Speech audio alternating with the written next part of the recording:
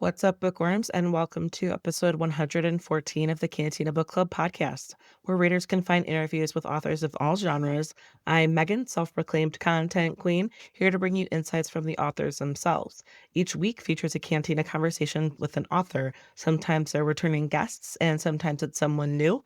So please be sure to hit that subscribe button so that you never miss out on an episode, and feel free to browse through existing episodes so that you can catch a previous interview about a book you finished. Today's episode features a chat with Namrata Patel. We're talking about her book, Your Next Life Is Now. That book just came out last week.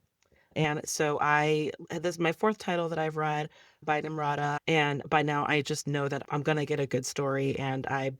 For women's fiction lovers and people who enjoy those types of stories, heartfelt stories, and who also are searching for more diverse voices in their reading lists, I'm always going to recommend Namrata because I know that her books are going to just be so great, especially Your Next Life Is Now. It's really cool to see how she's grown as an author and how the risks that she's taking with her characters and her storylines.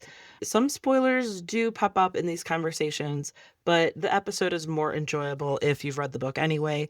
So if you don't know why, I give Namrata props for making certain characters spicy and attractive and book boyfriend material. Hit pause, add this episode to your playlist, go pick up a copy of Your Next Life Is Now. The interview will be here when you're ready. Just a heads up that I often use adult language to express my feelings towards the authors and their work.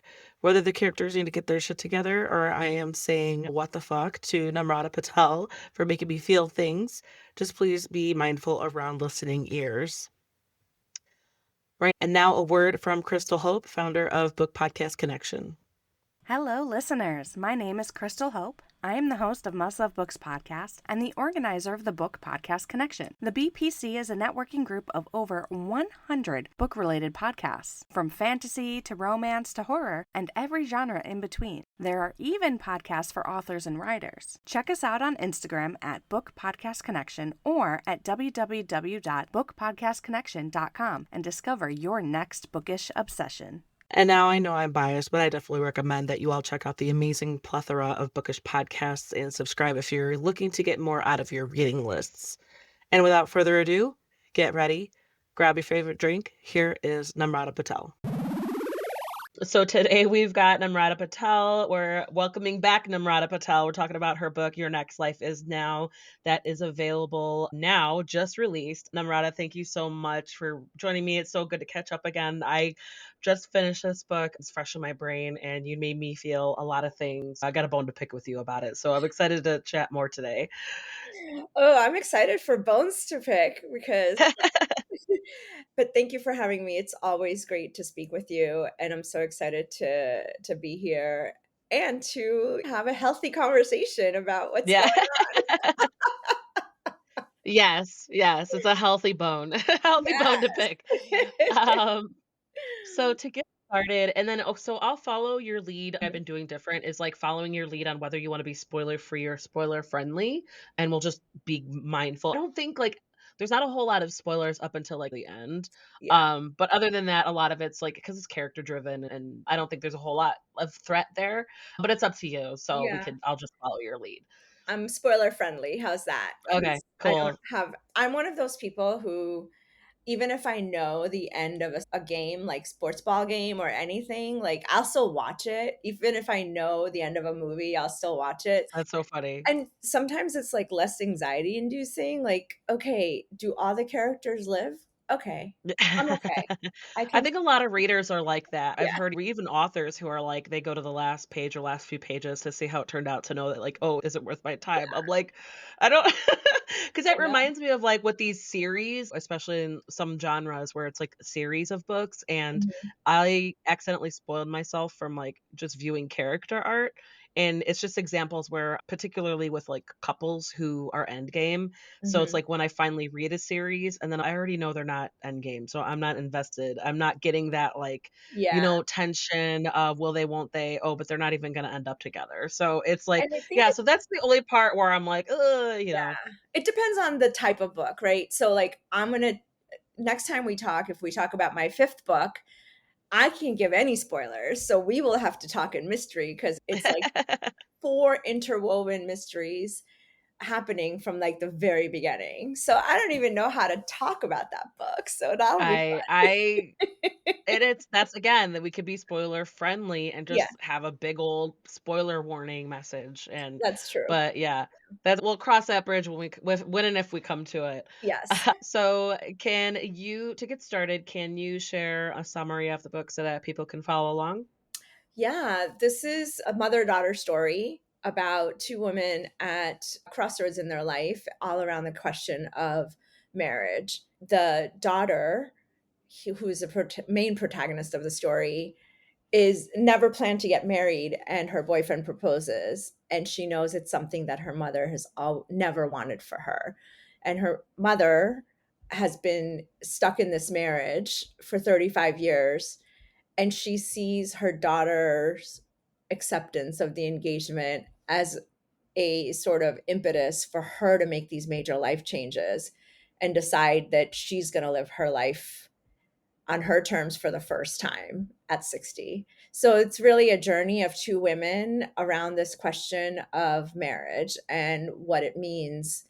And I wanted to spend some time on talking about hyphenated lives and the assimilation, because 3 decades, and we've talked about this before because this is like the ethos of my writing. In 3 decades, how fast a generation changes from what it was for an Indian American woman 30 years ago to the agency she has now 30 years later is very interesting to me, and so rapid. Like, the change is so rapid, right? That I can't even wrap my mind around it. So yeah, that's what I wanted to explore in this book, and really told through 2 different POVs to really give the reader a sense of what it may be like, or to connect or find some sort of, not even relatability, but find that point of understanding with something that they may not be familiar with. So when I think about 35-year-olds reading this book, maybe questioning, like, God, why didn't she just choose, like, why? And then maybe older women being seen as like, yeah, it was hard. It wasn't easy to make choices for yourself back then. So that's really what I I wanted to talk about. I mean, I yeah, I felt for Tara. I mm, just like even if she seemed like she was being selfish through we slowly through her points of view in the flashbacks, it's like you understand, no, she spent so much time not being selfish, and then it was like the rubber band snapped, no, or the cup that filleth over, and it was just like I ugh, and it was she feels like kind of guilt. That was her decision was what kind of snapped it, and like, but yeah, because at first Tara is so mysterious, mhm. and then as we get to know her, it's just like, oh gosh, like Yeah. she just doesn't really like her life, and like it's And I just wanted to so show sad. that, right? Because I think, like, we judge people for who they are now without understanding where they came from. So that was the intention of, like, a reverse timeline for Tara. Was in the beginning of the book, she's not a sympathetic character, and you don't know why, and you don't know why you don't like her. She's cold, she's aloof, and you don't understand what. Especially through Nikki's point of view, she's just like, When daughters don't know their mothers, right? That was another thing. We both live in hyphenated, right? A lot of readers usually say, if these 2 characters just had a conversation, but if it was so easy to have a conversation, right. we wouldn't have a world. We wouldn't have tension, we wouldn't have pain, we wouldn't have anger, we would it's just it's not that simple, and especially when you are generationally apart and you have the mother-daughter dynamic, like, our moms don't share their lives, like, I maybe 3 months ago, I had to ask my mom, like, "What age did you reach menopause?" Ye Because it's just it's not a thing that we grew up with, so it's not a thing we thought of. So Nikki didn't think to ask her mom, like, "Why are you like this?" She just understood that this was who this woman was, and for her, at the beginning of the book, it's like through a lens of sadness and through a lens yeah. of feeling ownership over her mother's happiness, which is terrible, right? It's such a Yes, it's a ter horrible way to live, yeah, and poor so we'll get into it, but okay, I'm like, sorry, I'm Jay no, it's fine because 'cause I'm like, that just makes me think of Jay, where he was, like, the perfect he might make the book boyfriend list. He was, like, so perfect. Because at first I was like, "Oh," I maybe for me personally, I wasn't sure what to think about him, like, okay, he seemed like a great guy, but then it was like, "Oh, he doesn't he's being difficult," but he's just being like, Nikki, please. And he's so patient with her and he just like he loves her so much. And I love it, especially I don't know, like we'll get into it, but it was like yeah. towards the end, I was like, when it came down to it, like he made moves and he declared like his loyalty and he was like, no, enough. Like I loved it. He was like, you can be part of this or not. This is what's gonna happen. And I was like, damn.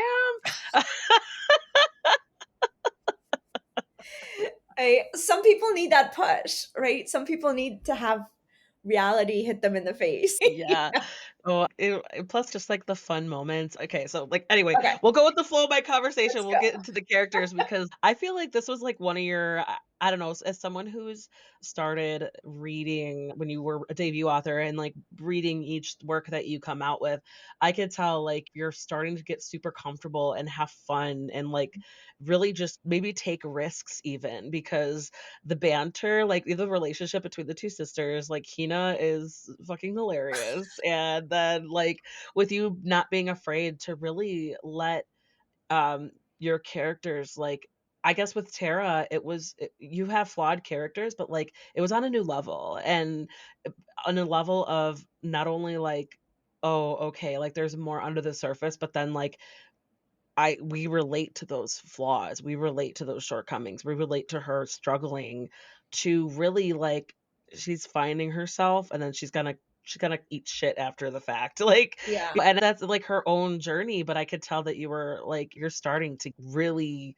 you're like, you got a couple of titles under your belt, now you're like, "Alright, like, let's go," like You have to grow as a writer, or I want to grow as a writer, right? And you become more comfortable in your skills. And I know like my ability to do family dynamics and things is like something I've worked on, but it comes alive. So I wanted to like push myself a little bit to be so Mina and Scent and Curious, they were more cozy. This is a little, and I don't want to say dark, but this is a little bit more moody than the previous books. The cover is a at play because there's like darker green mountains on the cover, and that's what I was trying to write. And I think like my next book is even more pushing that because I think before I was published, a lot of the rejections I got were around like either relatability, but that was a cultural thing, whatever, but unlikability because your heroines are too passive and it's unlikable. So I really wanted to like, I don't think characters are unlikable, right? Like even Hannibal Lecter, like there's a certain charm to him, right? That the reader gets pulled into. Like Yeah. it's a carnivore. But I want to explore like what unlikability means because I wanted to start with Tara. Like she's hard to relate to. You don't really know her and you don't like her. And you're just like, I don't know about this one, man. And then as they start unraveling, and that's the human way we learn each other, right? The more time we spend understanding the deeper levels. And I wanted to make Nikki like a little bit more opposite her and little less. Nikki doesn't have a lot of depth. Like her depth is not earned. So and I know that because I was like, what would a child who felt responsible for her mother, so they're both emotionally stunted. So when you're emotionally stunted, but you have to adult, like Nikki's 35, there was a reason I made her a life coach because sometimes what you can't do, you preach, right? So like Yeah. her pithiness, none of those things are deep that she, like those little statements at the beginning. And I just wanted to like show the juxtaposition that you don't have to have depth for likability or unlikability, but you have to grow. Like Nikki has to grow and she has to come of age later. And that's I think a lot of it for Indian American women particularly, you don't come of age until your 30s because you're just treated as a child until you're married, and then you're all of a sudden you go from child to wife to mother, and Yeah, you don't have your mistaken 20s. I did. But you don't have, like, a lot of us didn't have mistaken 20s where you get to learn and grow and build that right. muscle. Where you make the mistakes without someone holding your hand, yeah. So, it's yeah, it was I'm glad you picked up on it because it is a moodier book tonally, and, Yeah, I love that though, I love that you're because with women's fiction, it can be like we know what we're expecting, right? And then it's like, oh yeah, you sprinkle some romance in there, you sprinkle some funny moments to ease the tension a little bit to kind of like have that balance. But I think there's still, even if it's what to expect, there's still like a lot that you could do with it, even if you're that readers are gonna expect it to end up one way or the other. and this is what I try to do with all my books, like, you can read it at surface level and be entertained, hopefully, and you're like, "Oh, that was a fun book." Period, and you move on, right? Or you can look a little bit deeper and go, oh, there are some lessons here. There are things I'm learning here. And so I try that duality because they're all different kinds of readers, right? And not that I'm trying to please everyone. It's more like, I just want you to have a rocking good time if that's what you're looking Yeah, for. Or I want you to feel some substance if that's what you need out of a book, and how to yeah. straddle the two. And that's, I think, where, like, the opportunity comes with the genre and is like because a lot of women's fiction, it's just, like, it takes you there, and it's deep. The episode that just I released was with Grace Helena Walls, and that was, like, another women's fiction, but I was like, that went to a place where I was like, "Okay, what the fuck, Grace?" I was like, because I felt things, and I said that to her, and she just started laughing because I was like, "It did." That's why I was like, "I got a bone to pick with you because you made me feel things." Yeah, But it's like a good bone. It's like because that's kinda like what you hope that the reader can connect and yeah, you make them something resonates, and even if because I can't relate to some of the things, but it's all at the same time, I'm like, I still it's the human part of the yeah. character. If Yeah. the amygdala is working, you can feel something for Yeah. even fictional characters, and honestly, like, I'm not an easy crier, like, I don't just emotionally, like, I'm my heart is, like, encased in a vault, it's not like an open wound, but reading is where I get to connect with, like, reading makes me weep. I can pick a book when you're just, like, Seriously. sobbing, and You're like, "Wait, why am I feeling this in, like, my throat and in my it's eyes? your Like, why?" catharsis, right? Yeah. Like, and it's like, and then you feel relief, and you're like, "Oh, this is I've been carrying all of this, I let it out. It's like, "Okay, it's the book, it's not real." The characters are gonna be fine. They don't Right? exist." Like, It's like, in my head canon, it's great, everything's great. everything's great. You and a kitty. Okay, so we mentioned your background and stuff and how you're growing. So for the next question I usually like to ask is about the research. In your next life is now, did you approach it the same way as you approached your previous works? Or like, because it is, like you said, like it's stepping out baby steps into what you're challenging yourself and you're exploring a little bit. If there was anything that like maybe you had to get more authenticity or get more into the zone of learning more about these things because there's like little pockets of stuff where Tara's character in particular, she is like her dream was to be an astrophysicist, and she's just always talking about the stars, and so much of that language is so beautiful and so specific though, and it's like a running joke with amongst her family. I loved it so much. So I wanna, like, explore and see what like, how did that differ from what you've done before, and maybe the most fun or surprising things that you learned, stuff like that. Yeah. I did multiple lanes of research for this book. So usually it's like one thing that spurs, like hotels or MIT.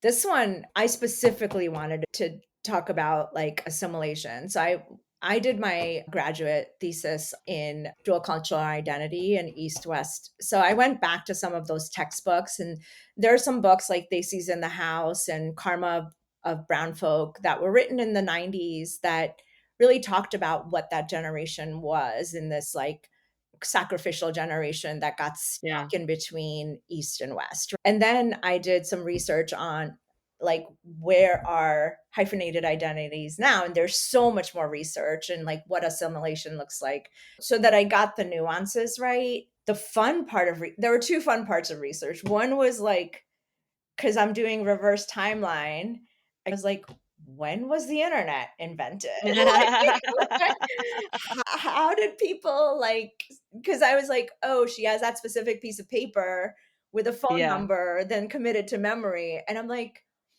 people don't even know, barely know their own phone numbers now. Like, Yeah. and I oh, the only numbers I still have memorized are, like, even that are not my home phone number are my best friend's home phone number, yeah, and that's, like, pretty yeah, that's, like it's, like, the very, like, significant core memory part of it. yeah. That's yeah, exactly. 'Cause my parents, like the home phone number I had, which to this day is still my parents' home phone number, and my older sister's home phone number. Like those are the two.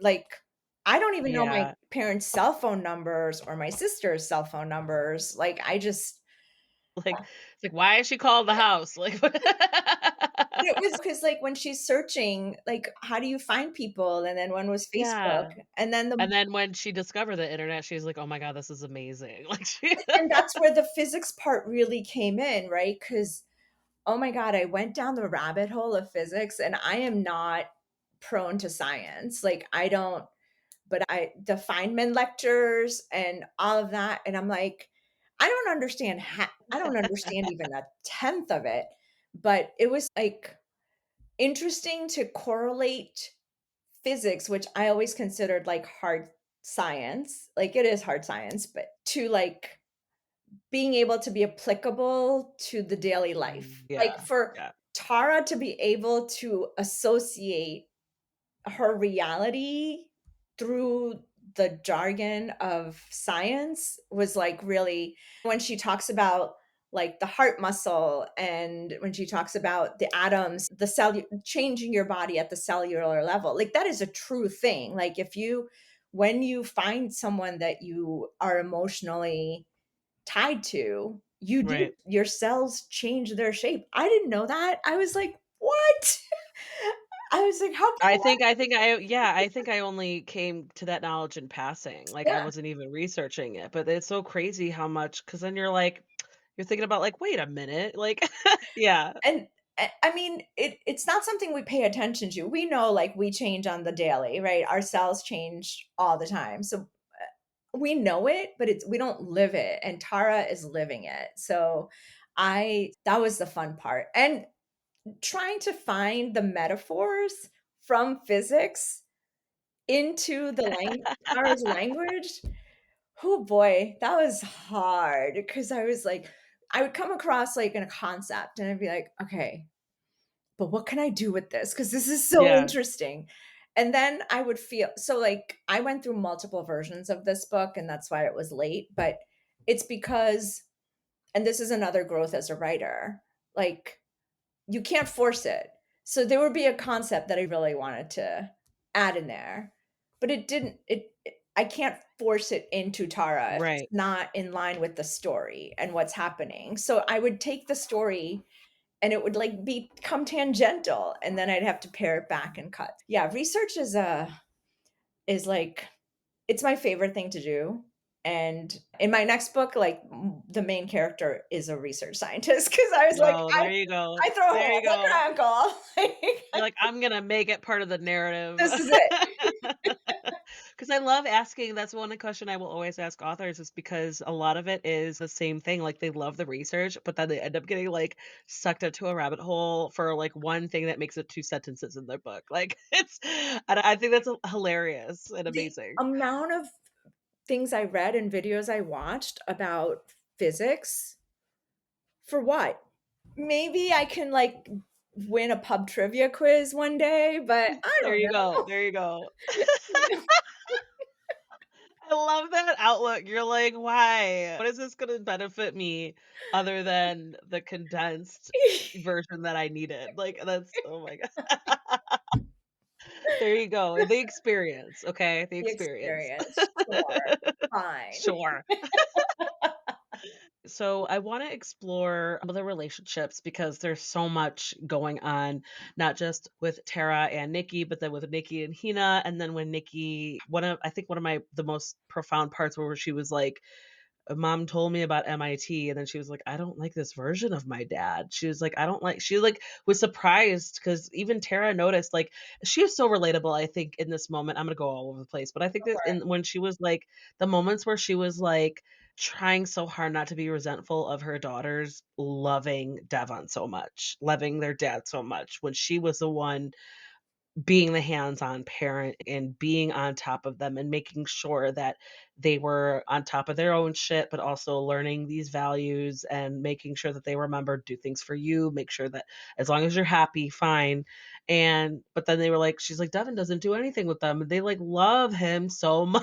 They get like so excited because it is, I think that's so common for mothers too, where they are the ones who are like, but I don't know. I guess it depends because I feel like moms are the default parent, but then also maybe it's because I have 2 little boys, they are like, they come to me and they're like, "Don't tell dad." And I'm like, "I'm gonna have to tell him, but it's okay, we could figure it out." You know what I mean? It's like, "Okay, we'll approach this." So my kids are like 5 and 8, so it's still lots of years ahead. This is their level of "Don't tell dad." But, like but then also with the marriage, arranged marriage, and then with Nikki and Jay, where they genuinely have a connection and they feel for each other. They really do. They're all falling in love, they're in love, and she does wanna is looking forward to spending the rest of her life with him, but then she just has her own questions and her own second doubts, second thoughts because of she's like, "Wait a second, like, this is what my mom doesn't want." And it's there's so much going on and, like, how I just wanna explore, like, all the different character relationships.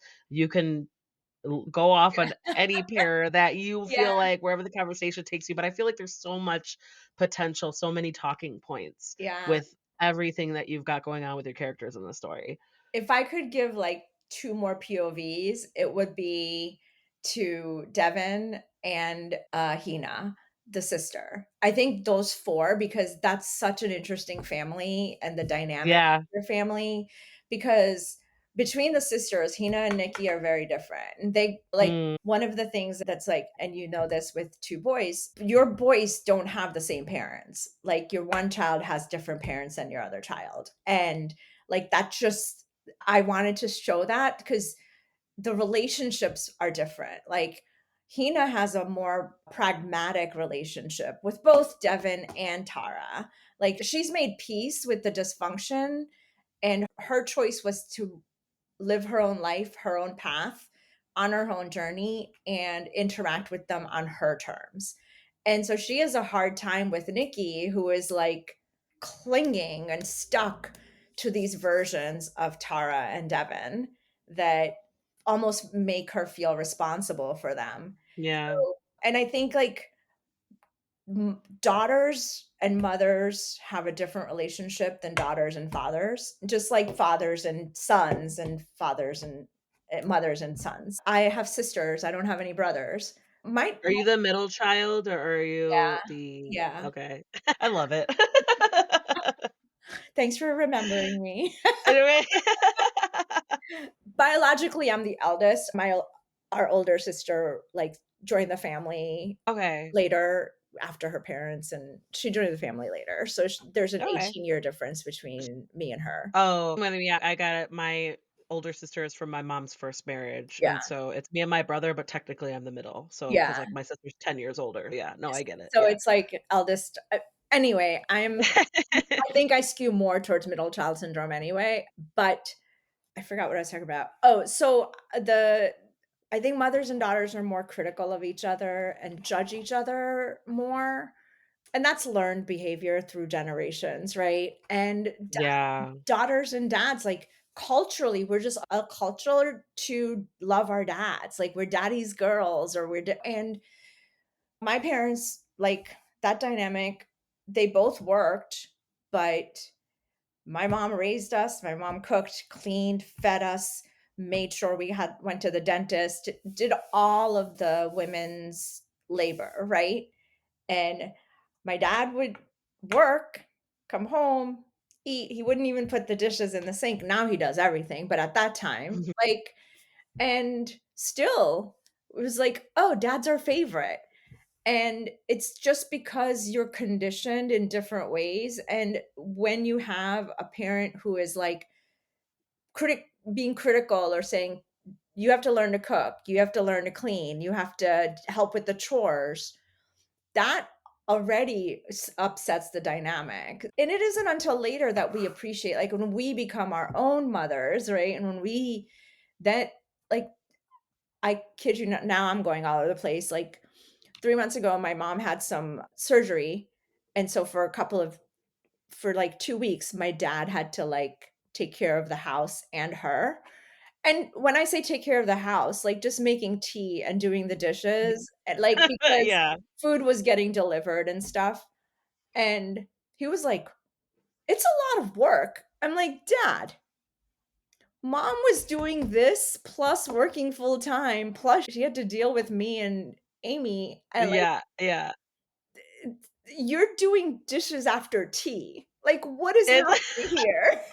it's like, wait, yeah, it's like you got 5 days in and you're like, "Oh, this is So then ridiculous." he's like, "I never realized how hard your mom worked all these years." And I'm like, and that's the thing, right? So, like, Tara and Hina have, like, Tara Nikki particularly had this view of her father that changes once she learns more about her mother, because then you have that, like, woman to woman sort of relatability, and the hesitation for her wasn't just to please her mother, and I could have done a better job at this because hindsight is 2020 and you're always rewriting. Right now, a lot of women in their 30s and 20s are really culturally being pushed away from marriage because of red pill and all of that stuff. Look, no judgments. I personally think you choose to do whatever you want, and that's your life.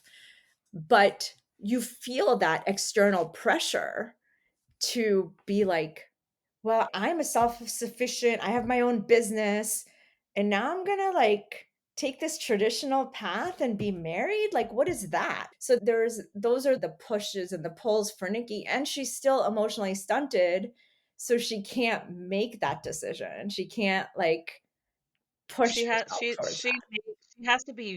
she has to be shown or told that multiple times before she's like, Yeah, "Oh," like, and it is because she still is not. There's even, like, a moment where Jay is like, I thought we figured this out, like, you're still doing this," yeah, and he, like but it's also change, it's not a straight line, right? It's not change or growth. It's just like, of course, there's gonna be setbacks or relapses, and it's just like that's a beauty of it, of why the struggle is so profound and why it's so meaningful because you're like, it's so easy to fall back into those old habits or that thinking, yeah, and then when she's shown multiple times where it's like, this is an example of where you this is like straight up, this is a situation where you would have fallen back into your old habits, but this is an opportunity for you to show yourself how it could be going forward. and I was trying, And like, every time Tara took a step forward, Nikki took a step back, because, like, every change, Nikki wanted to revert to the old person, right? Because what do you mean my mom's, like, doing all this stuff, and who is she? And I gotta protect her, and I gotta make sure that she's okay. So you, like, fall back into your patterns. You yeah. just do, like, it's and I know it's supposed to be fiction, right? So I know that the readers would be like, "Just take a straight grow straight like across," but I was trying to be, like, a really conscious of being realistic in this book, even though it is fiction, and Mm. there are elements that are completely not realistic, and I get that, but yeah, then I Jay, it's funny you say that he would make a list, like, He, like, I don't know what, there were some moments where I was like, he put up with so much shit and that he tried his best to, like, communicate, and he was so patient, but you could tell, like, the love was there even if he was, like, his frustration or his resolve. But there was just some moments where I was like, "Oh, Namrata's getting a little spicy," like, it was just I'm I think it was, like, one moment where he was, like, asking her to do something, or he was, like, telling her, "No, that's not the right answer." They were being playful, and then he was like, "Good girl," and I was like, "Ah, Namrata did it!" You working did on it. it. I'm working on it. No, but I think, like, it's just, like, that part it's reminding the readers, like, "No, this is life, and this is what part of it being human, and this is part of the banter and the flirtation of a new" they're still 6 months in, like, Yeah, that's not a long time, but but that they're still, like, in that playful moment, and I love one of my other favorite parts was when she's like, "Oh, he probably forgot his raincoat and his umbrella," and he comes in, and he's just like all eyes are on her, and she's just like, "No, dry yourself off," and he's like, "No," he comes for her with all soaked, and I was like, I love that. I was like one of the favorite probably one of my favorite parts where he because it was just like the playfulness, and he was like, yeah, "This is" like, she knows right then and there, like, I'm okay with like, I love the fact that this is gonna be the rest of my life, yeah, and I love that for her too, because it's also that's towards the end where everything they've been through, and then they could still, like, be playful with each other, and she's still like, "No, like, I put on all this makeup and did my hair and put on my dress," and then he's just coming for her, and she's like, "Fuck, okay, fine." Like, I love it. I love their relationship, and I yeah. love yeah, that's why I was like, and the more I got to know Jay, I was like, "Oh, okay. Like, alright, you sneaky sexy. Like, okay." We just I write women more real and I write men more idealistic. Swoony, Yeah. yeah. No, I think that's a lot. It's there's the thing, it's like, fictional men written by women versus If I wrote written men's by men, fiction, yeah. I would write different. Yeah, Maybe one day yeah. I will. Like, but I don't know if I can write Reacher because that's just too violent. Like, I just like I don't need my men violent. What if, like or maybe you could imagine, like, a retired preacher. Like, what Yeah. would his life look like after that? Oh You my know what I god. mean? Yeah. That'd be so funny, like, domesticated or him, Yeah. being like, "What? Like, PTA meeting? What? Like, what?" Reacher at a PTA meeting. I can't even.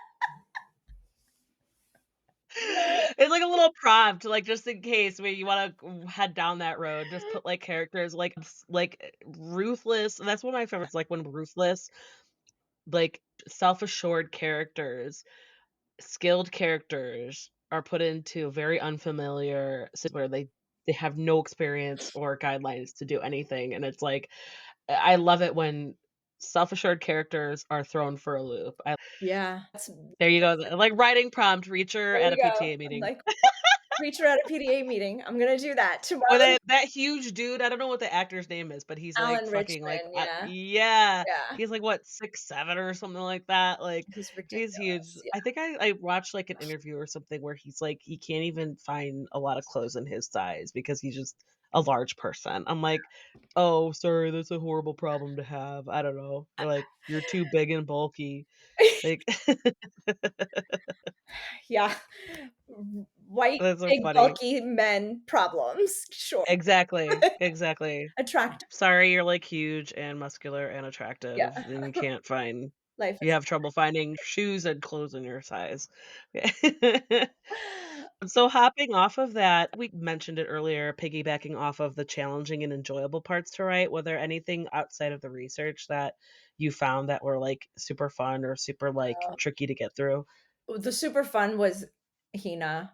Like, I don't know, like, that voice, like, her banter, her sharpness, like, against I loved her. Nick's, like, straight person routine was being able to just, like, because sisters, like, being able to even siblings, just the buttons to push, and you have no hesitation to push them. Oh Like, my god. you would never do that to a friend, you would never do that to a colleague, but, like, with your sibling, you just know. You're But like, it's so funny because on the other side of that, if anybody did that to your "Oh, sibling, no, you'd be like, "No, no." I'm the only person that could do that." No, who do you think you're talking to? It's like I think it's like they're your best friend and your worst enemy all in one, right? Like, that's just a sibling. So, I really liked writing the sibling dynamic because that was fun for me, and I liked Hina's voice, like, that was really fun for me. She was just hilarious. I love how she was, like, so real and matter of fact, and she also just didn't give a fuck. She was Nikki, like, "Do I really have to spell it out for you?" But she also wasn't afraid to, like, just joke around even if it was inappropriate. Like, Yeah, yeah. there were times where she was like, "I stole it." And I was like Like, "Wait, what?" And then when she was on Jay's side when he was like he did his final, like, "You can be a part of this or not, we're Mhm. leaving," and she was just like I love That that. I was family like scene at the that oh, when she's, like, on the swing and just watching with like, almost figuratively yeah, the eating popcorn, yeah. popcorn. I think the hard part Tara was hard because she was just so sad, and Ugh, she was, like and that sadness doesn't go away, right? Because you have how do you live with 30 years of regret? Like, how do you move past that? And you're not gonna do it in the course of the book time, right? Like, how do you like, you have to continue to push to not go backwards and go, "Oh, woe is me, these choices." And, the thing I tried to straddle with Tara that was hard was, like, I didn't want her to be a victim. Like, at the beginning of the book, she feels herself as a victim, but I wanted her to, like, by the end of the book, know that she had agency even then, she just didn't know it. And that's a different sort of way to understand your past than to say it's so easy to be like, it's my parents' fault." But, like, as in the very first book, as Neha said, like, after 30, you can't blame your parents, like, you gotta own your shit, so I'm so yeah. sorry, but you have to own No, no, up swear, it's okay. you gotta own your shit, so I wanted Tara at 60 to, like, not forgive her 18-year-old self, but also, like, understand that she could've fought. There were others that did fight, right? Like, she has her friend who figured it out in a different way. Like, she had Yeah. married for love, and then it changed in a different way for her. So it's I wanted to show, like, that duality, but also Tara was hard. Tara was like I could imagine that because she has her path in the story that you had to lay out, but even then, it's like, it's hard watching that because I felt for her too. Not only was she just, like, regretting, but that I feel like a lot of people can relate to the fact of having this imaginary scenario in your head of what could have been for and, like, just her kind of pining after this life, after this her of a lot of us, I feel like, can relate to that. Oh, what might have been, and maybe there's a chance that we could what shape this, or and then it kind of blows in our face, but it's also like heartbreaking where it's not just the career. It's like she was attached to this idea based on like one night with this dreamy, sexy behind person. eh, And then at the end when she goes for it, and then I feel like that would have been a trigger for being depressed for a few days, where yeah. you build it up, and you build it up, and you build it up, and then when you're faced with the reality of it, and then it's just like, oh, because she's so smart, and she's like I don't know, I feel like there was definitely a darker way that you could have gone with it, but, I d like, I yeah, felt for her. I I did. I wrote, like, 3 different versions of that. One was I wanted to because I wanted to know where her character would land as I was envisioning the end of the story for her, not the end of her journey, but so I wrote, "What if, like, Ben is that person and swoops in and, like it turns out how exactly she and hoped, and yeah. then what do you do? Like, wait." And so I was like, "Do you deal with regret for, like, you missed out on 30 years of this?" And but then you feel guilt because then the 2 children you have wouldn't exist, and then you feel, like, relief that, Yeah. and Kind then of maybe justified into her whole there's a feeling the way she did, but yeah. it didn't feel true to her story. I wanted her she still had more work to do because it felt unearned, and it would have felt very, like, false to me. Like, it just didn't fit Tara, and the other one was a lot darker, which is, like, what if you just give in to the despair of life?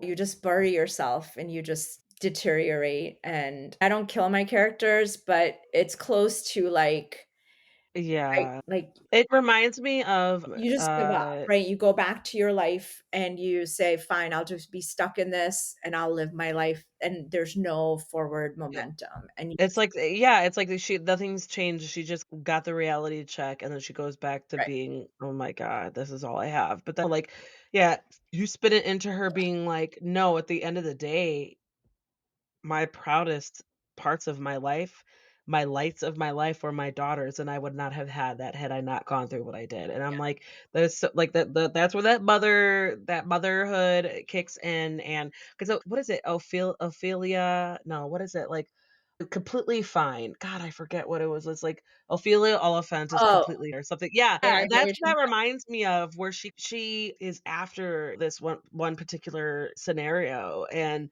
she has it all lined up, and then once she's disappointed and it doesn't turn out, that she falls into a state, an episode, Yeah. and of depression, and I feel like that's you could have gone there with that, but then, like, because but that yeah, that's an example. That's what that reminds me of because but Ophelia, she was there was a lot going on with her outside of that. But Ele yeah, Eleanor that's what Oliphant, right? yes, That's it. thank you. Yeah, Eleanor Oliphant. yeah, she I had some remember. different problems than Tara, but Yes. yes. Yes. I think the hardest scene was the diner scene with Hina, Nikki, and Tara because that even if you realize it, you still have to do the work to bring your daughters along, Yeah. right? Like, Oh my god. there's that's when you realize, like, I've done harm here, even if it was not intentional, right? Even Yeah. if it was unknowing, because and I just go back to, like, families, you do hurt each other and you do forgive each other, but every hurt is like a little scar that just informs the actions and decisions that you take. And I'm sure like you're petrified of like what your boys like are going to carry, right? Because you there's no such thing as perfect. You just have to give them the tools to learn to manage whatever Yeah, happens. it's, like, easy, like, yeah, you pick up on things and then you're like, "Oh, is that a red flag?" Right. Or, like, it's just one thing at a time, especially and then talking about generational, it's like our parents did not have to worry about some of the things that we had to worry about raising kids. Yeah. Their parents didn't have to worry about certain things that they had to worry about raising them. Like, it is generational. There's generations that have, like, huge problems, but at the same time, it's like it's almost like a cycle, but it's like we're up against the bigger picture, and there's things that we can relate to and bond over, but then there's also like you are so out of touch. Like it's just And I like do find those the generational fights like funny between like millennials and Gen Z and Gen X. And I'm like, all it is, you're stupid when you're 20 and you think you know everything. You're like, right? Is that the universal yeah, thing? Like you're figuring it out, but also overly stressed in your 30s because you're trying to have a career, you're trying to have money, you're trying to get married, you're trying to do all these things. And then you're in your 40s, you're like gloating because you're like, I did this thing. And then in your yeah, 50s, you're like, who gives a fuck? Like, exactly. and that's true for boomers, and that's true for Gen X, and that's true for Gen Z and I'm millennials. 38 and I'm already creeping on the like I have very few fucks to give. That's our Yeah. environment because I think the Yeah. pandemic broke us. And like, we were just like, nobody gives a flying. There was a period of where and it's like you see the jokes of it, it's like, no like, just pronounce the L in salmon, who gives a Yeah. fuck anymore?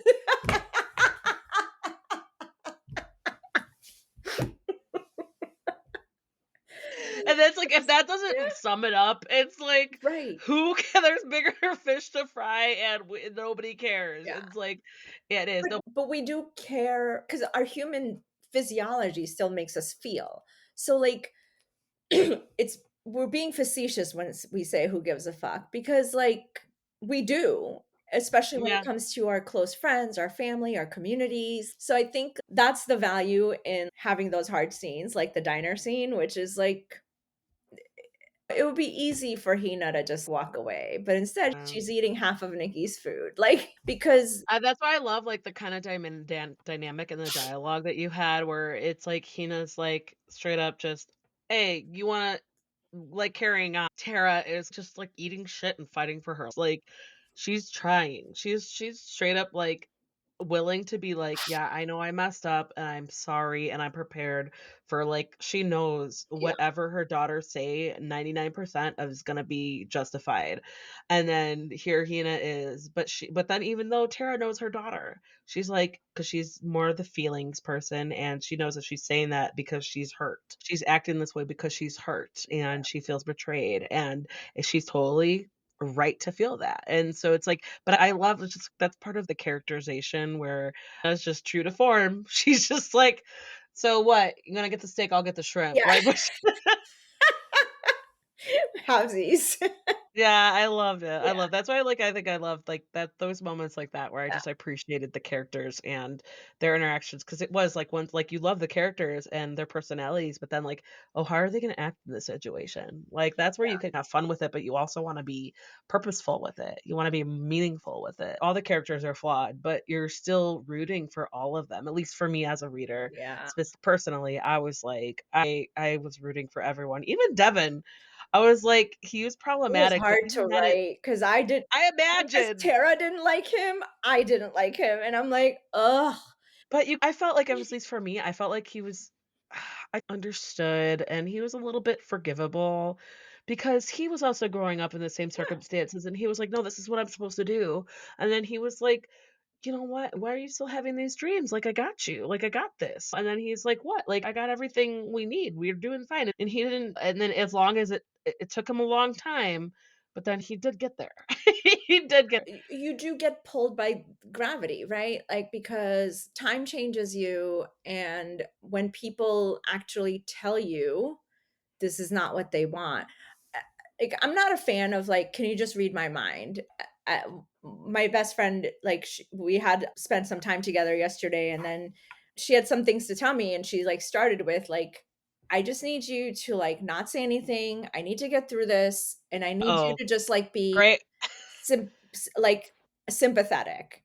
way to start a And I conversation. was like, you know what? Like, those are tools we didn't have when we were younger, but we have them Yeah. now. And so, like, for Devin, if someone says, like Tara, he couldn't read Tara's mind for the entirety of their marriage, and she wasn't willing to share her resentments with him. So, yeah, in a way, he was a product of his circumstances, Yeah. and he was performing his gender that he was taught to do within his culture. And so it just, he had to be sympathetic.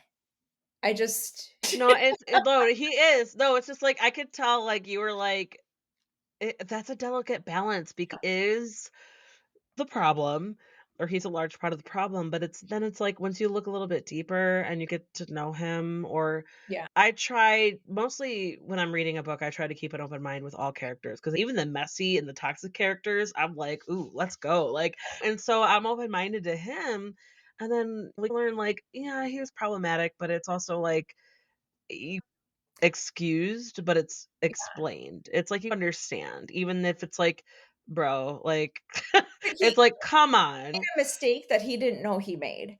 Yeah. He paid for it for 30 years.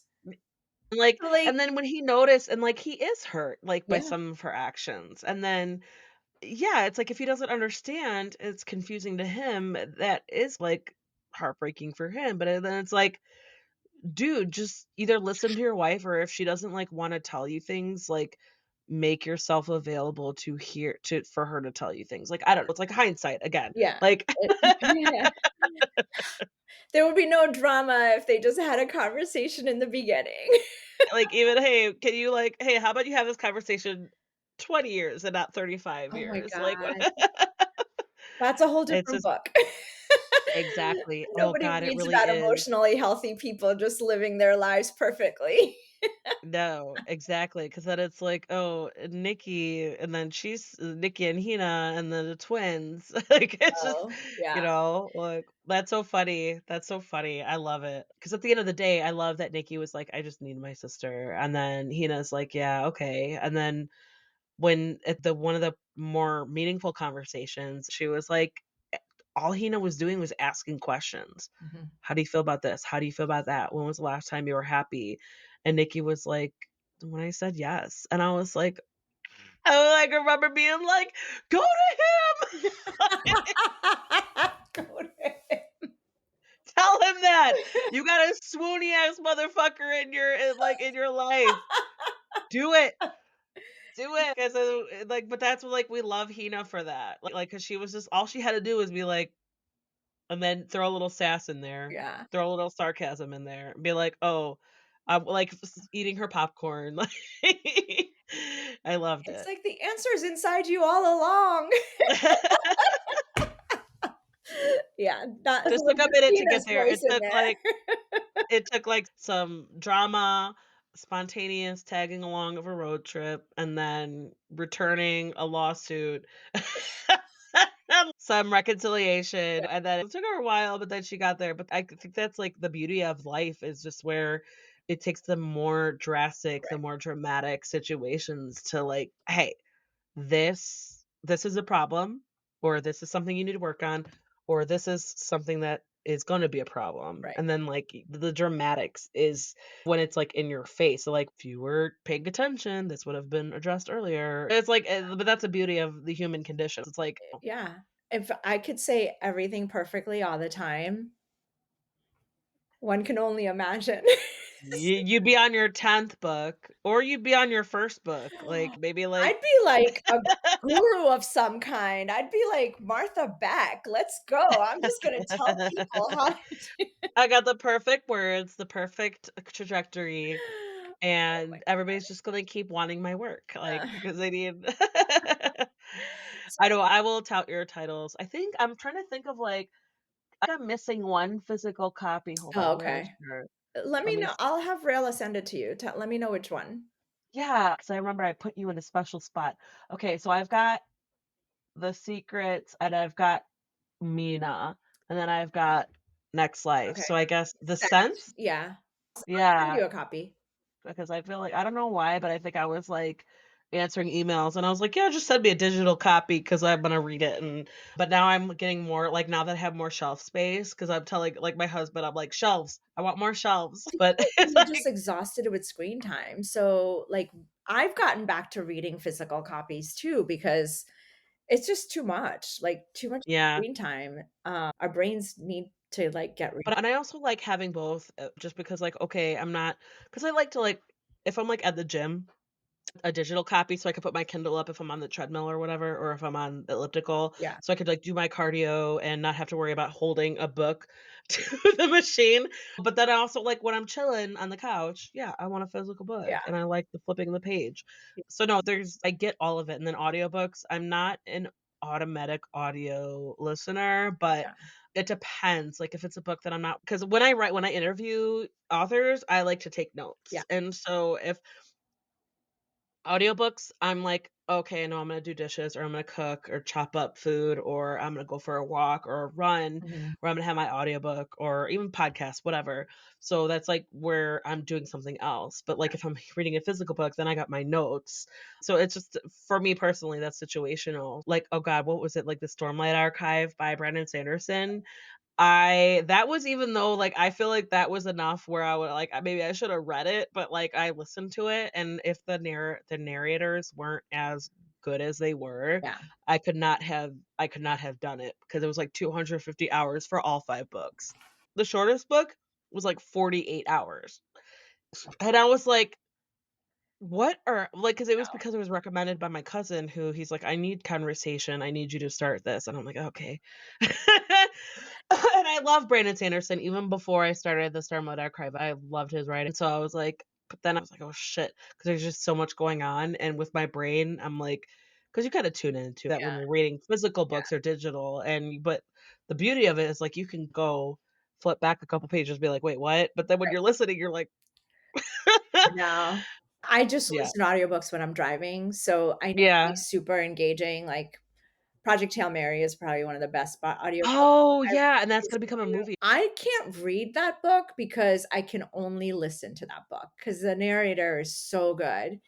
But yeah, You get a little like, spoiled. audiobooks, like, I need books that I can leave because 'cause I'm not driving every day. So it's like, Yes. okay, I'll stop here and then That's I'll a pick good it point, up that's and important. maybe I'll remember where I was. But, yeah, physical books is more like and I like the leaving a bookmark and My bookmark is the jacket. Like, I just put the jacket in. Like, "Ah, it's progress." So, Yeah, exactly. I think I, like, for a while, I had, like, the note that oh god, who was it, like yeah, I had that, yeah, I I had got that as, like, a CVS bookmark. receipts, like, I've had Yeah, hair ties, like, anything to place my like, oh, hair tie.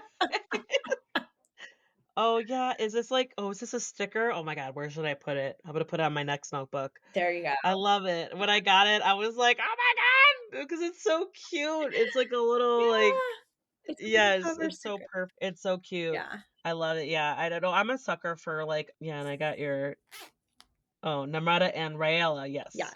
Yay. yay. So, yeah, no, I'm a sucker for, like, little knickknacks, like Yeah. stickers and character art and all that stuff. Absolutely. Okay, let's see here. Did you pick Are your we doing bone? Did you pick your bone? a little bit, yeah. It was mostly because I felt for Tara and you put her through it, and it was just, like, her whole journey was emotional. It was just, like, I felt for her because she was, like, not happy for so long, and then she when she did have that she had bravery. She was so close to doing it, and then something happened and she couldn't. Yeah, And then she just acquiesced, and it was so sad because it was her point of view. It was like and then I think the moment where she was, like, pining after Ben, and then when she finally did it, and then it was so underwhelming for her, and but I think that needed to happen for her. Yeah, but so that those were my bones to pick where I was, like, feeling so attached and so I just felt for her as a character in her journey, like I told it was just heartbreaking, but at the same time, it was like, "Tara, this is overdue." Like, yeah. you know? It wa Let it go. Yeah.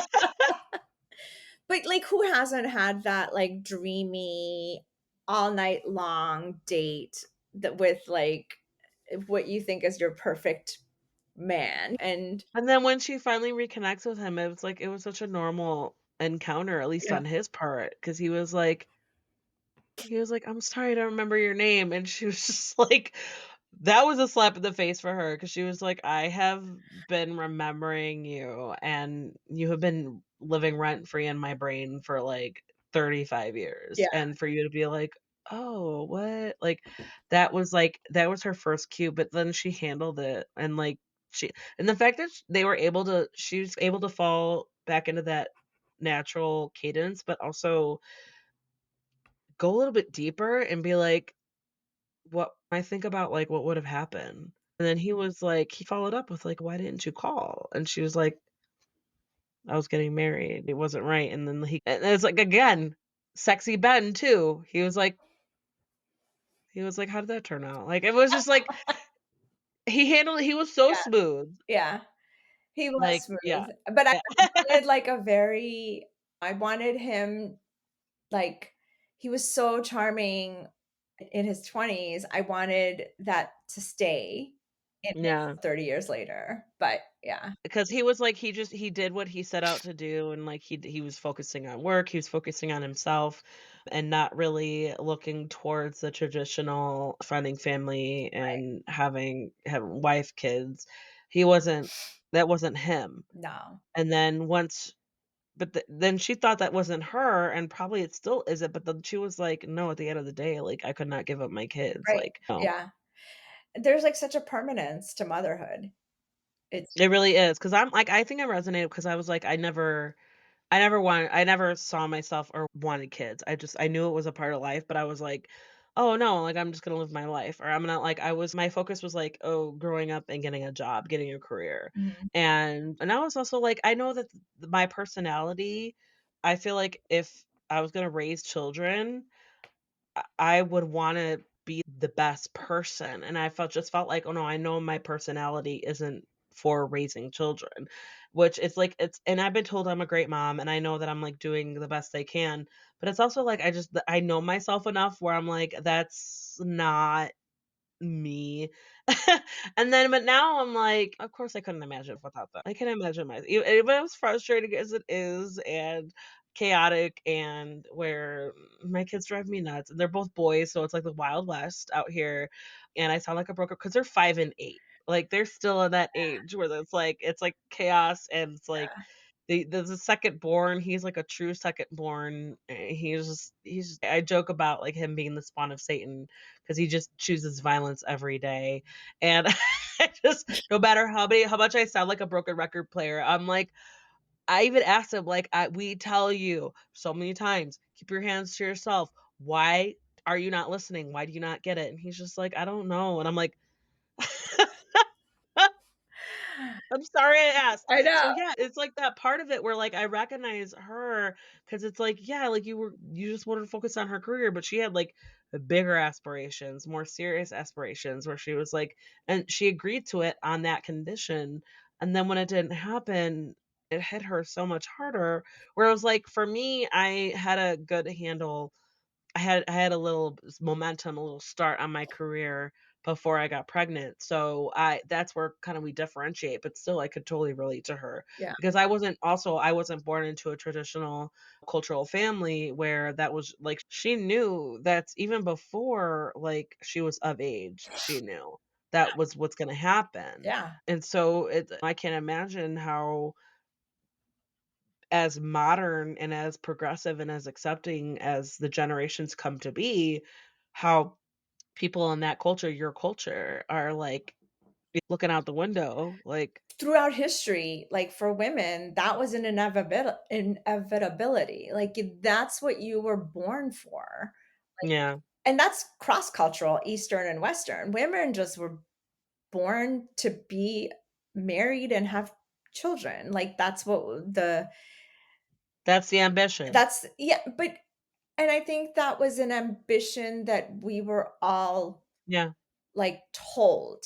It didn't come exactly. from us, like, I don't think, like, the first woman was like, "Oh, I wanna be attached to this man." I think it was socially, you couldn't survive because the laws weren't Yeah, conducive. exactly. Culturally, you couldn't survive because you would be ostracized from your community. So it was just like and then, like, enter capitalism and the wedding industry and the marriage Yeah, you're oh, just like, "Give me that diamond. I want that veil. I want to plan my wedding that costs more than a down payment on a house." And I just or, like, as so much as someone's salary, like, and it's yeah, like all of these external forces have been telling women for thousands of years who they yeah, are.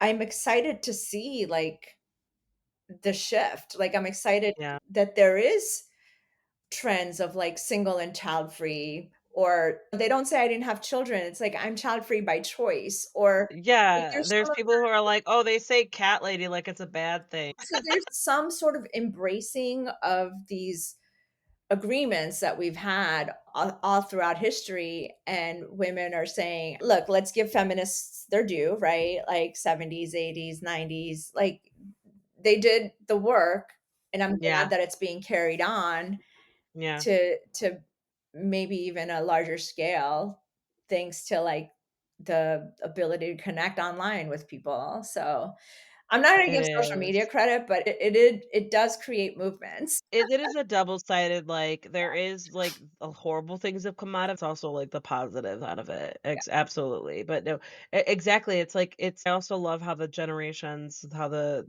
times are changing as yeah. well, because it is and then people there's still a sector of society that wants to treat it as, like, the most horrible, like, "Oh, like, we're collapsing because women are given too many Uh, options," and it's like, no, like, just first of all, it's like, 'cause men are trash, like, that's, like, yeah.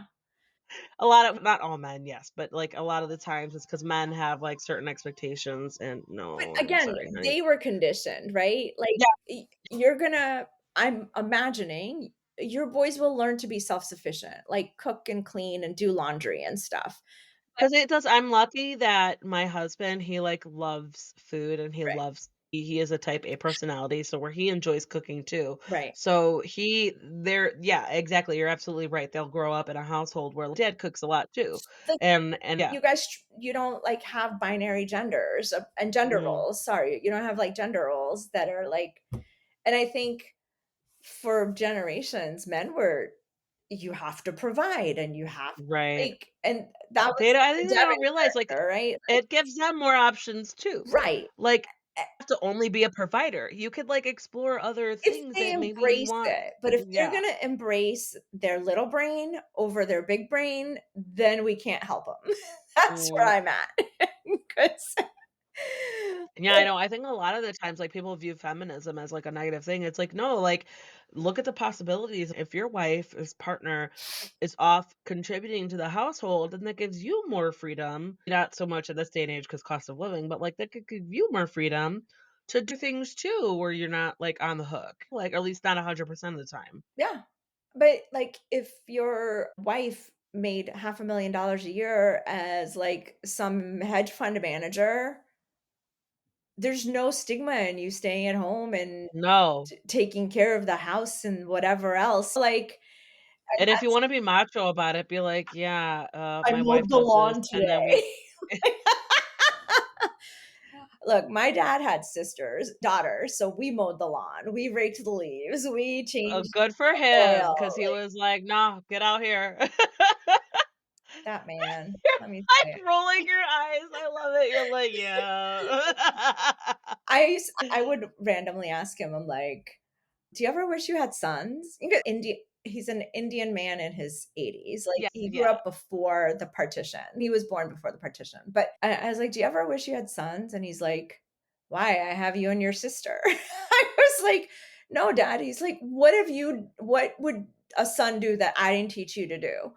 Yeah. And he's like, "You're not allowed to use power tools because you hurt yourself, but your sister's an architect and she can build anything." Like, so I was like, It would that "Fair." seems more like mostly a personality Yeah. thing, like, he's like, "No, I don't trust you with power tools, but your sister, Oh, yeah, maybe." it's 'cause I don't I fall a lot and I don't have grace and like, his refrain to me is like, "Why are you always broken?" I'm like, "I don't know, you made me this way." 'Cause, like, there's always at least one injured part of my body at any given time, so I can relate to that because 'cause I'm a klutz, and my husband teases me, it's like, "'Cause your mom's a klutz too." It's like, y I look at something and I'm like, "I'm not even gonna attempt that because I know myself." Like, my ankles are like, "Excuse me, absolutely not." I was Like, like, I I get have it. to get up on a ladder at the top step to change a smoke detector. I'm like, I'm gonna pay someone to do it because this will And that no, but you know enough now because your father made you do it, you know enough now to like, "Nope, I'm not doing that." it would involve me in a body cast because that's what would happen. It's like, what's more expensive, hiring someone or medical bills? Exactly. So that's No, I know, that's why it's like, there are like, I will accept some things that, like, are men's jobs versus women's jobs, but it's also like, women are so capable. oh, yeah. Yeah. They're so capable, and It's men just are capable too. If my husband I was like, "You wanna do laundry?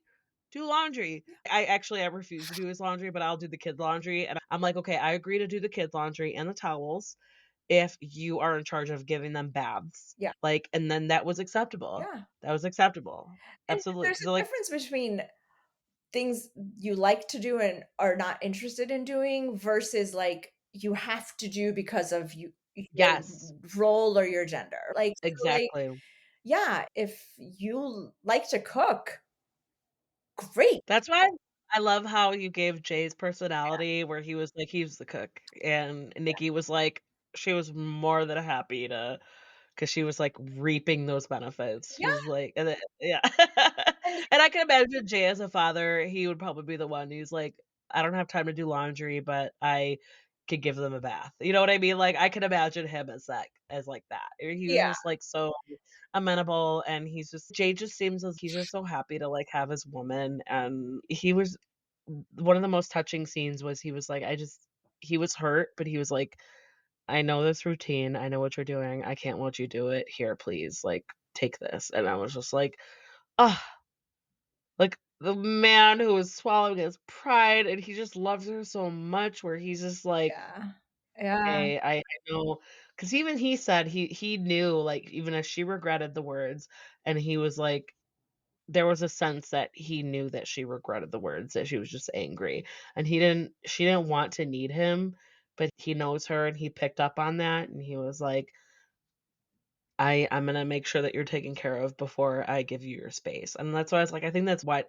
part of the things that made him so desirable and so, like, just swoony, because it was just like, ugh, and it's just a matter of, like, understanding the partner and giving her what she needs, even if she doesn't want it, and then giving her what she wants. It's like, "Okay, yes, I don't wanna leave, but I can't sit here and see you unless I know that you're taking this pill and you're drinking some water and you're having some food, and then I'll give you your space." And it was almost some points where I was like, "Oh, Nikki, like, you are bordering on not deserving him." Like, The foundation for Jay, like, I at the core of Jay, he's kind. So, like, every action he does, everything he says, like, there is a note of kindness in it. Even when he's telling her some real, he's doing it in a way to still be kind, and I think that's why it makes it hard, because I had to show Nikki emotionally not on par with Jay. She was not as mature.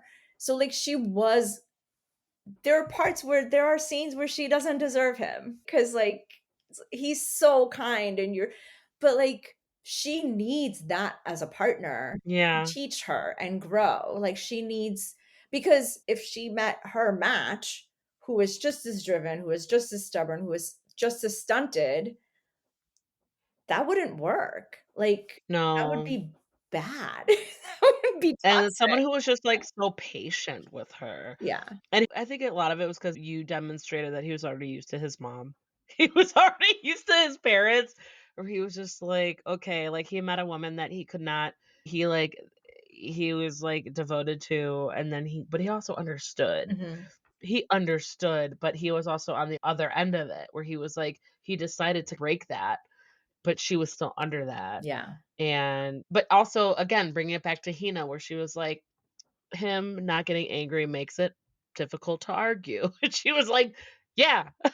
Because, like, when you can't meet kindness with, like, anything but emotion, because 'cause you don't understand it, you wanna Yeah. fight. It's like, like, And then you get mad that they're not yeah, mad, and and it's it's like, like, yeah, can you just meet me where I'm at for once? Like, I can't meet you where you are. I haven't gotten exactly. there. Yeah, I mean, having had some relationships where I'm like, "We're just gonna be mean to each other," I'm like, "There's value in that."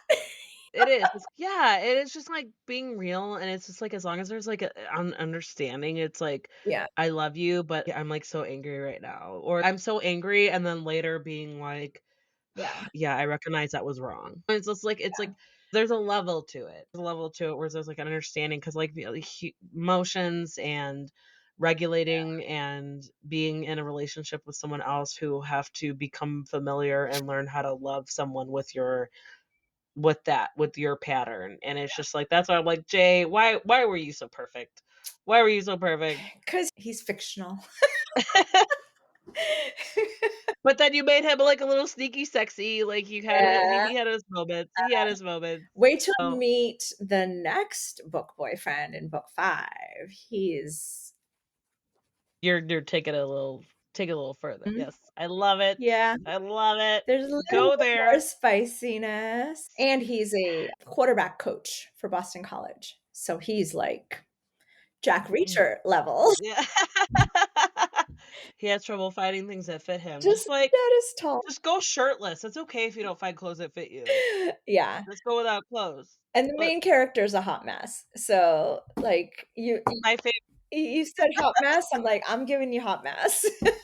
I love that. Oh, my favorite. I love hot messes, I love chaos, and I love authors who throw their characters into chaos, and I love chaotic characters who are, like, messy, and it's just for great storytelling, great conflict, and great storytelling. Even if it's, like, no matter what, I always tell people, I'm like, "I'm just always gonna be an advocate for female rage, even if it's, like, totally unfounded." I'm just gonna be like, "Go, girl." Like, Yeah. just go. I haven't done Rage yet. Like, I think if I were to ever revisit Millie from Scent, which was my 2nd book, she could do female rage. Like, I think I haven't done that, but yeah, I like Yeah. so just like a teaser for the next book, it's the reason that the main character is a hot mess is because she wakes up with someone else's memories, and she's like, "What the fuck is happening?" I would wake up a mess too. I would be like, "Did I drink too much last night?" Mhm. Like, I would be like straight up, yes. Yeah. Oh god, there's so many I can imagine, like, how do you write a character like that where you're just They're like, "What the fuck?" Like It was so fun to write, like, I'm still in edits for it, but it was Yeah, so so you're, like, in that world fun still, to yeah. write and play around and, like, to that point, like, go a little bit darker, a little bit deeper, and in that one, I'm more exploring, like, a father-daughter relationship Okay. because I again, that dynamic is interesting. It It's is. it's Absolutely. yeah. So, anyway, So, a couple more questions before we wrap yeah, up here. Thank you so much for the time that you've given me so far. I want to ask you this with all the work that you're doing and the things that you're playing around with in your work. What do you do to take care of yourself? Like, get yourself in the zone, out of the zone, just to self care, all that. yeah. It wasn't easy. So, I was working full time as a marketing professional for a majority of my career, and then I really got, like so I'm Gen X, so I'm not like I roll my eyes at burnout until I experienced it, and then I was like, "Oh, maybe there's a point to all of Yeah. this," and You're like, wait, yeah, okay. I had to make a decision, and I moved away from my marketing executive professional corporate career and decided to just, like, spend a year being creative. So I just wanted and it's been great. Like, it took about 3 months to detox from that because when you're living on Yeah. adrenaline for so many decades, you don't change overnight, It takes a minute. Yeah. and I felt like a lot of purposelessness and, like, you have to mourn what you gave up, and I was, like, really just what do you call it? Disassociating. So I was just like watching TV or like just not really taking care of myself at all. And That's also okay, that still sounds, like, relaxing, I don't know. it Like does, but like you spend too like for an author, I already spend enough time in my head. Like to now spend that much time in my right. head was like becoming a little bit detrimental. So I'm like there are habits that I try to pick up that I just dropped right away. But then there are a few things that have stuck and I'm in a much like 6 months out, I'm in 9 months out, I'm in a much better place. And I credit that to like journaling. I spend some time journaling, which again, the Gen X in me is like, come on, but it works. And then the other thing was paint by numbers because like Yes, let me the tell you, mundane, like, little, like, something like at least a creative s- something creative. if I can keep my hands busy, my brain is quiet. And so like that those two things have like really and obviously like walking and going to the Yeah, gym and I don't I eat love right, that. but the eating right hasn't affected me at all because like yeah. No, hey, I feel like we could all eat more vegetables.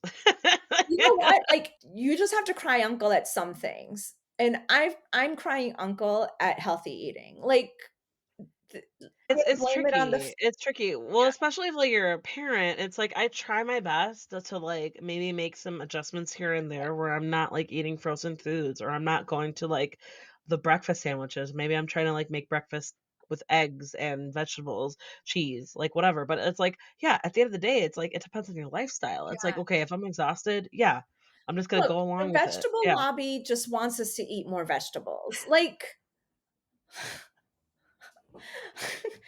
it's fine. Nobody became healthier by eating broccoli. Like, sorry.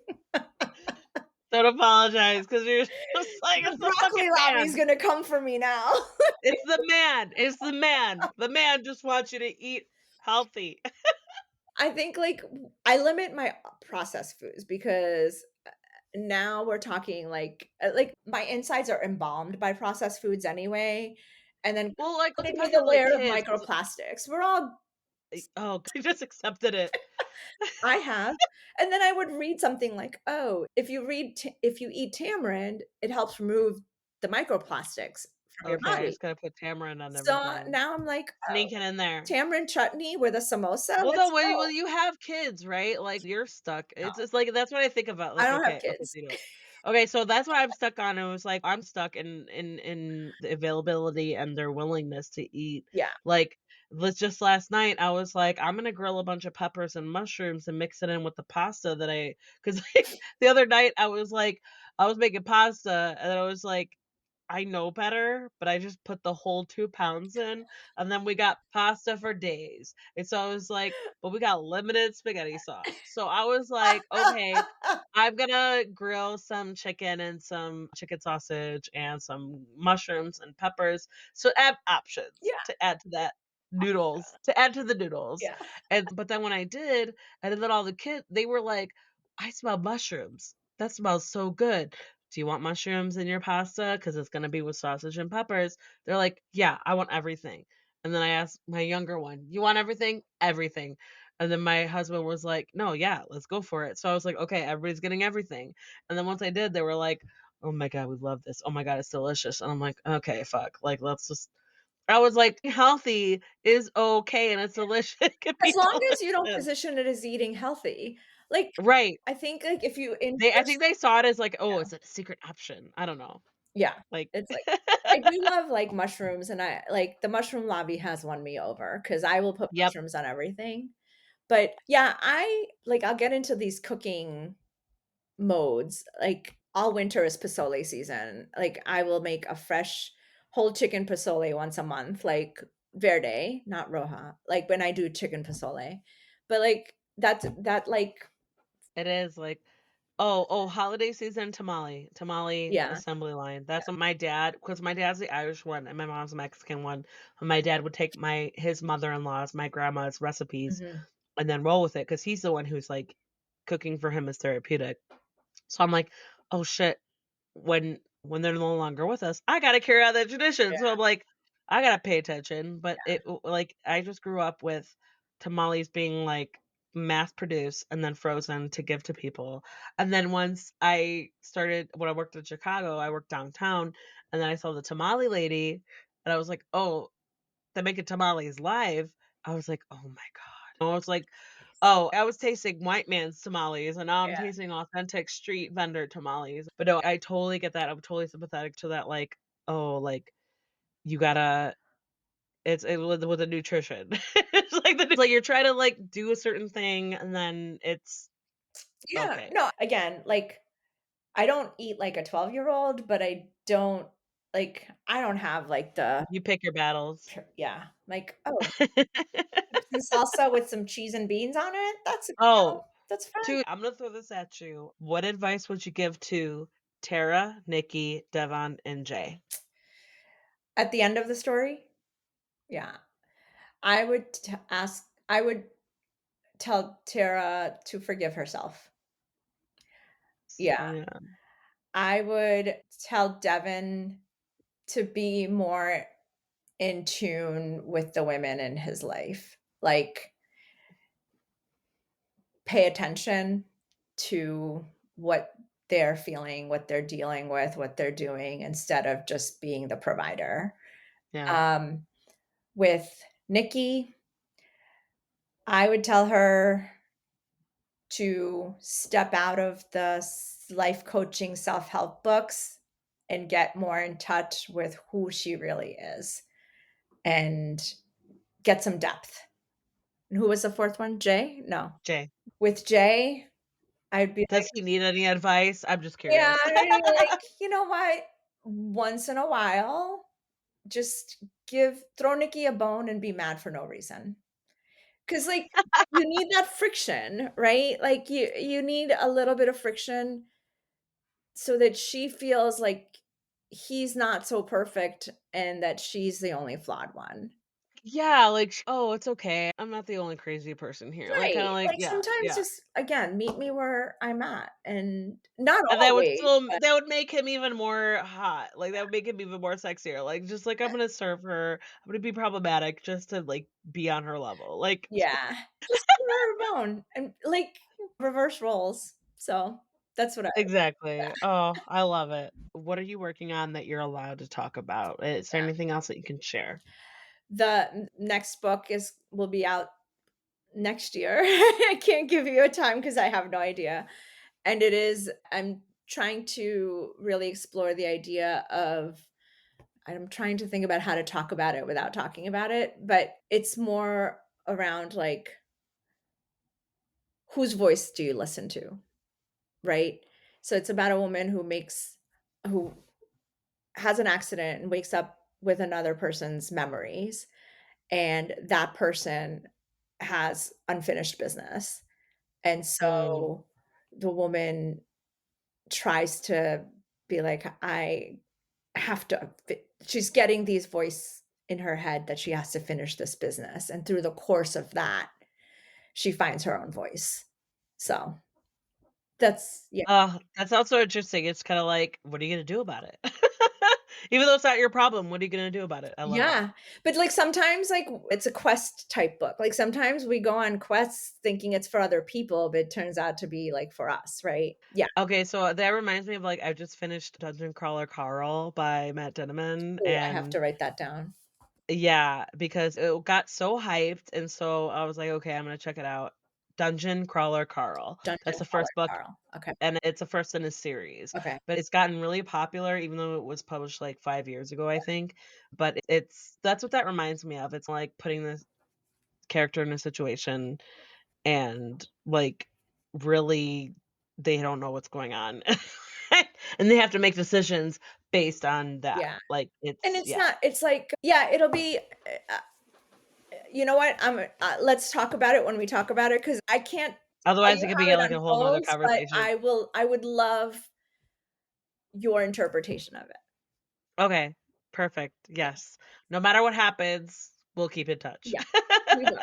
Perfect, okay, Namrata Patel, where can we find you online and on social media? Nampatel.com for my website and Nam Patel author, Namrata Patel author on Instagram is where I'm most pervasive. And then I have a Perfect. newsletter that you could subscribe to about random things that interest me that's like because and only send it out once a month and it's like whatever floats my boat that month. So anything from like I saw an interesting piece of art to I'm mad about this one particular thing. Yeah. I love that. That's so acceptable. Yeah. 'Cause we're like, "Guess what?" Next one's gonna Uh, be about broccoli and how much I hate it. The broccoli lobby. You don't think I'm gonna go after this call, go research if there is a broccoli lobby or not? I'm like, you will, I know. Oh my god, that's so funny. Like, you're just gonna add it to, like, your thoughts list. Like, that I might have bone that's your bone to pick. Jack Reacher at the PTA Eat meeting talking about broccoli. That's my prompt. Yes, and I hope that I then let me know when you fulfill that prompt. I will. Okay, Nabata Patel, your next life is now. Thank you so much for joining me once again. Always a fun time. Thank you for your time. Yes. Thank you for letting me pick bones with you and giving us more insight. And yes, if and when you're ready to talk about your next work, keep in touch. We'll Yeah, chat again. exciting. It was so great to talk to you again too. So, thank you for having me. And there you go. That was Namrata Patel talking about her book, Your Next Life Is Now. That book is all available now. Check out the show notes where you could see links to find all the Namrata online on social media and where to purchase the book. In the show notes, you'll also see where to find Cantina Book Club on your favorite social media book communities, such as Bookstagram, BookTok, BookTube, Threads, Facebook, and more. And I would love and appreciate it if you could hit that follow or subscribe button so that you never miss out on book reviews and author interviews. If you have any book loving friends who are looking to get more out of their reading lists, please share Cantina Book Club with them so that they can find upcoming releases and interviews with authors. Another way to help this podcast is to head over to your favorite podcast player and give Cantina Book Club a rating and a review. It helps me reach more potential listeners and fellow book lovers like you. And that goes for any podcast you listen to. It's one of the easiest things that you could do to help out. If you need book recommendations, you can reach out to me. I'm always excited to share my recent favorites, or you can head over to cantinabookclub.com to read more in depth book reviews of all types of genres. While you're at it, you could subscribe by entering your email on the website so you could get new reviews and episode posts delivered directly to your inbox. If you want to support Cantina Book Club even more, you could donate by finding the form on cantinabookclub.com. Whether it's a one-time donation or as little as $1 a month, I seriously appreciate the support and will share my appreciation by giving you a shout out on the show and maybe sending you a little something special. And finally, one of the best ways to help authors promote their works is to head over to Amazon, Goodreads, or wherever you rate your books and give the title that you've read a rating and review. It's free and it helps out almost as much as actually purchasing the book and tagging and showing your love for them on social media. As always, thanks so much for listening and see you next time. Cheers.